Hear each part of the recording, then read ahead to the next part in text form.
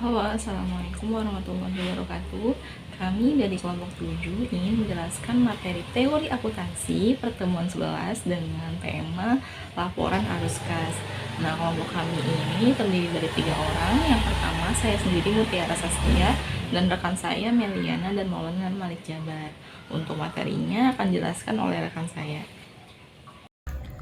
Laporan arus kas. Laporan arus kas adalah laporan yang menyajikan informasi tentang arus masuk dan keluar kas perusahaan selama periode tertentu. Mengapa sih arus kas itu penting bagi perusahaan? Jadi gambaran nyata tentang kemampuan perusahaan menghasilkan dan menggunakan kas. Perbedaan dengan laba bersih yang bersifat akrual, bukan hanya tentang profit, tetapi tentang liquidity atau likuiditas. Selanjutnya itu ada tujuan laporan arus kas. Yang pertama itu ada evaluasi likuiditas dan solvabilitas, yaitu menunjukkan apakah perusahaan memiliki cukup kas untuk membayar kewajiban jangka pendek dan panjang. Yang kedua itu ada memprediksi arus kas masa depan, yaitu membantu dalam perencanaan keuangan dan anggaran. Yang ketiga itu ada mengevaluasi kinerja operasional, yaitu memberikan wawasan tentang seberapa efisien perusahaan menghasilkan kas dari operasinya.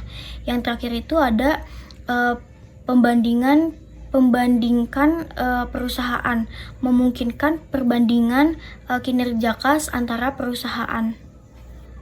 Selanjutnya ada klasifikasi arus kas. Yang pertama itu ada aktivitas operasi. Kas yang dihasilkan dari kegiatan bisnis utama perusahaan seperti penjualan, pembelian, pembayaran, gaji, dan lain-lain. Ini adalah indikator kesehatan operasional.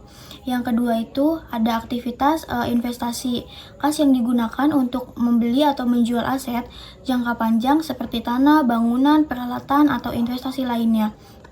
Yang terakhir itu ada aktivitas pendanaan. Kas yang diperoleh atau digunakan dari sumber pendanaan eksternal seperti penerbitan saham, obligasi, pembayaran dividen, dan pembayaran utang. Nah, untuk selanjutnya itu metode penyusunan. Metode penyusunan ini dibagi menjadi dua. Yang pertama metode langsung dan yang kedua metode tidak langsung. Nah, untuk metode langsung ini menampilkan semua kas masuk dan keluar kas bruto secara rinci dari aktivitas operasi. Misalnya kas diterima dari pelanggan, kas dibayar kepada pemasok. Nah, untuk metode tidak langsung ini laba bersih disesuaikan dengan menghilangkan pengaruh transaksi yang belum direalisasi dan pengaruh perkiraan yang terdapat dalam kelompok investasi dan pembiayaan yang tidak mempengaruhi kas seperti penyusutan, amortisasi, laba rugi dari penjualan aktiva tetap. Nah, untuk slide selanjutnya masih menjelaskan tentang metode langsung. Metode langsung adalah cara penyusunan laporan arus kas dengan melaporkan secara langsung seluruh penerimaan dan pengeluaran kas yang terjadi selama periode tertentu dari aktivitas operasi perusahaan.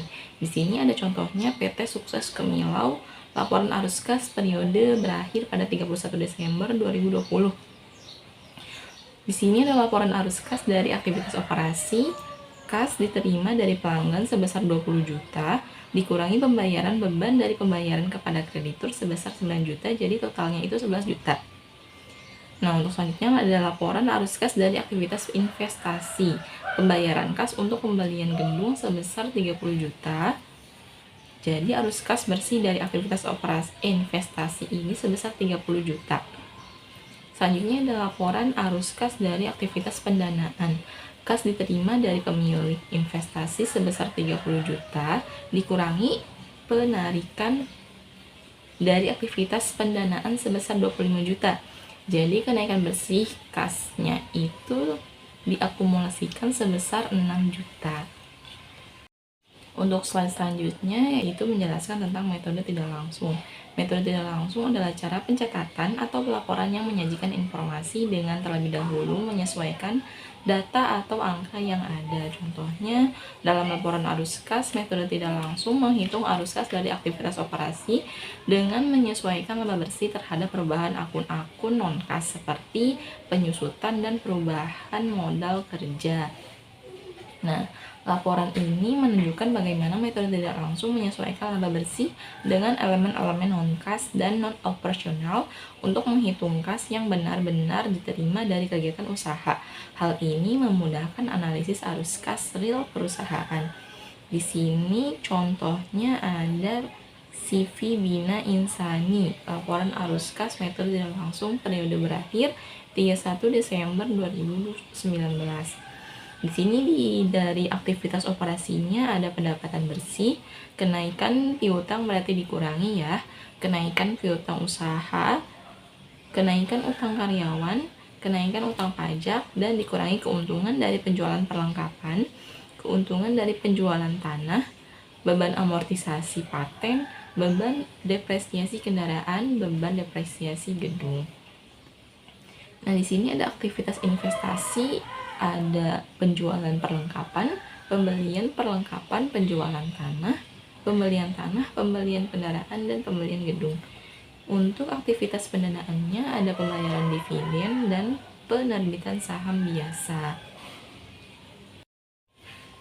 Nah, slide selanjutnya ini menjelaskan penyajian laporan arus kas. Yang pertama ini ada arus kas dari kegiatan operasi. Kas yang dihasilkan atau digunakan dari aktivitas inti bisnis sehari-hari. Di sini contohnya ada penerimaan kas dari langganan, pembiayaan kas kepada supplier dan pelanggan, penerimaan dividen, penerimaan bunga, pembayaran pajak, penerimaan klaim asuransi, pembayaran tuntutan pengadilan, dan kas bersih yang berasal dari operasi.